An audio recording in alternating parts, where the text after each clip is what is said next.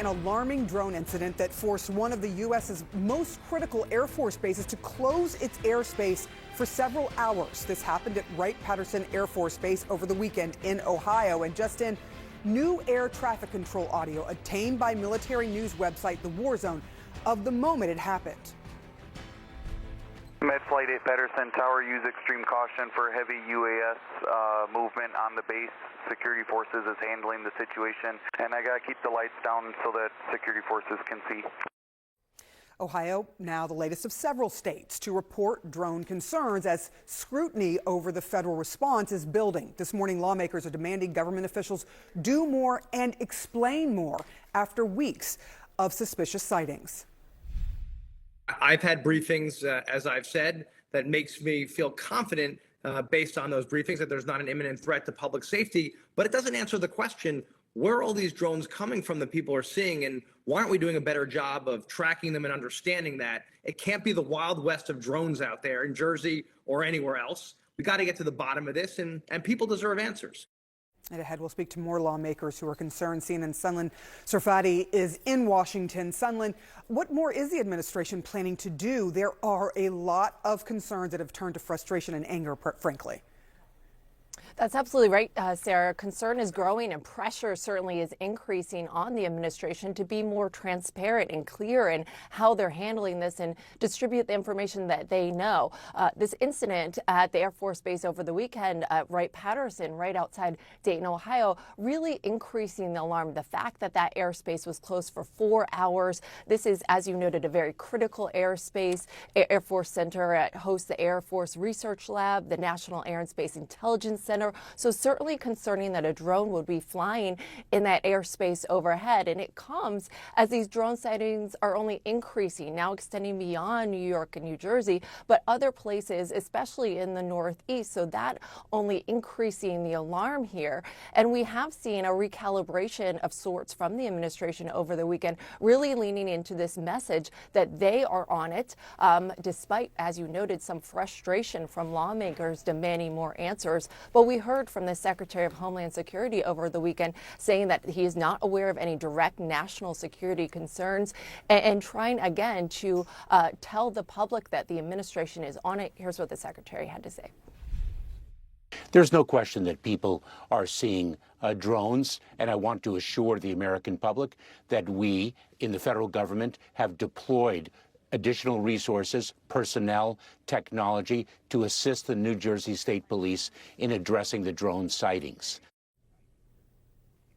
So the administration, they're really trying to express that they're increasing some resources to take care of this issue and learn more about this issue. Meantime, Republican Mike Waltz of Florida, President-elect Donald Trump's incoming national security advisor, really taking issue with where exactly these drone sightings are happening, specifically over military sites and restricted airspaces. Here's what he had to say.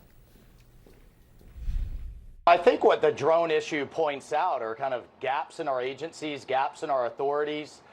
Between the Department of Homeland Security, local law enforcement, the Defense Department. It's pointing to gaps in our capabilities and in our ability to clamp down on what's going on here. And we need to get to the bottom of it. And I think the Biden administration is working to do that.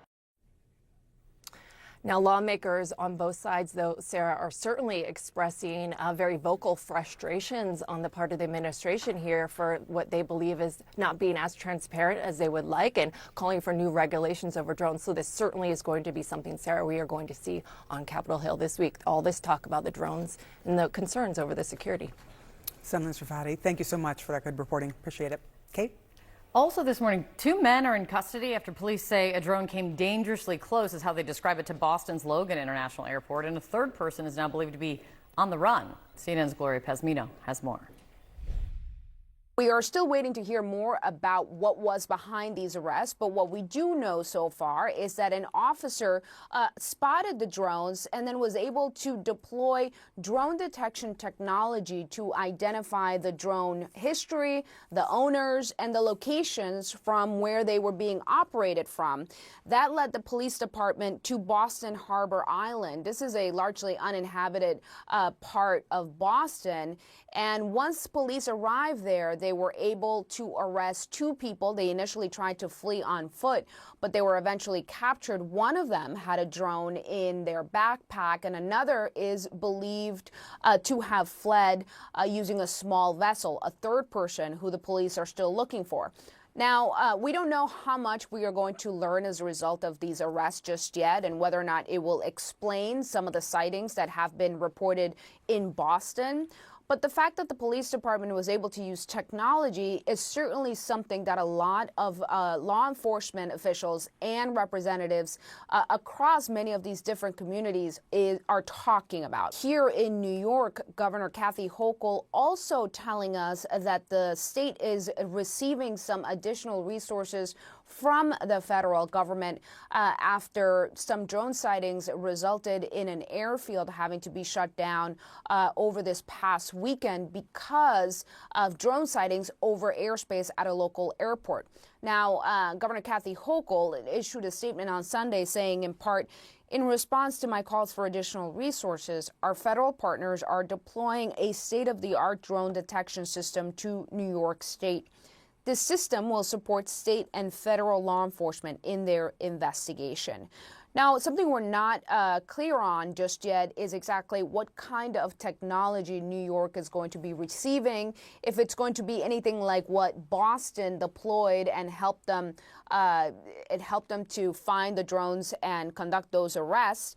I have been asking about this technology, but I've been told that because this is now an issue of national security, the state is not going to share more information about what the technology is or where it will be deployed. However, I am told by sources familiar with the conversations that the governor and the Secretary of Homeland Security, Alejandro Mayorkas, held a few phone calls over the weekend to discuss the need for more resources. CNN political analyst Margaret Tallow joins us now. Margaret, good morning. Good morning. I'm wearing drone green. In case you've been in New Jersey, you got green, gold, and red in the sky. Drone green. Oh, yeah. I hadn't thought of it like that. That's Chuck Schumer for you, right, with props. That's some high-tech property there. That will get to the bottom of it. It is, there does seem to be a sense, I think, that people feel that the federal government must know more about these drones. They really know more about it, and they're not saying what it is, right? That's one of the threads here. Look, this has got all the elements of like a Close Encounters of the Third Kind story, right? Is it the Iranians? Is it a secret intelligence security check by the government? It's classified, so they can't tell you about it. Is it one of 800,000 drones that are registered to the FAA that are flying around largely unregulated? So the bottom line is there's been no definitive, decisive explanation about this yet. There is a bunch of legislation that either regulates it or would expand authorities for different parts of the federal government to regulate or to deal with the mitigation of drones. And this is all coming to a head at the end of one administration before another takes over. So you've got Joe Rogan saying now he's really worried, and Donald Trump, President-elect Trump, saying shoot him down. And all of these sort of theatrics are, they're getting the public ramped up, but they still don't really address the question of what's going on here. Right. And so speaking of shooting down, Mayorkas, the Homeland Secretary, was asked about this as well. Let's listen to what he said about the prospect of shooting down these drones. I think there are more than 8,000 drones flown every day in the United States. With respect to the ability to incapacitate those drones, we are limited in our authorities. We have certain agencies within the Department of Homeland Security that can do that and outside our department. But we need those authorities expanded as well. So basically he says, we can't do that. I think it's even a more complicated explanation than that, right? There's the Pentagon, and the Pentagon does have the ability to deal with drones that are over military base space. So if there's a drone that's flying over military space and it's not supposed to be there, the military has the ability to do something about that. But once you get outside the space of a military base, the U.S. military can't just go around doing operations in the United States, okay? Also, if you shoot something down over a civilian area, like that stuff's got to go somewhere and it could hurt people. So there are dangers to just shooting things down. And of course, you'd want to know, was it really a drone or is it a plane? If it's a manned aircraft, you don't want to go shooting something down unless you've given warnings and that sort of thing. It's also a complicated patchwork of regulation because, to Secretary Mayorkas's point, DHS has authorities in some spaces and the Justice Department, and there's legislation that would expire, I think, around December the 20th that they're looking to extend and expand that would cover the management of drones in the sky. And then there's the FAA's regulatory space, and there's another piece of legislation moving around in Congress that would expand the FAA's ability to regulate drones. And then there's what the Pentagon can do. And then there's what governors can or can't do. And you've seen a number of governors now, including Democratic governors in states like New York, saying, hey, feds, we need the drone technology because we need to be able to deal with this in our space.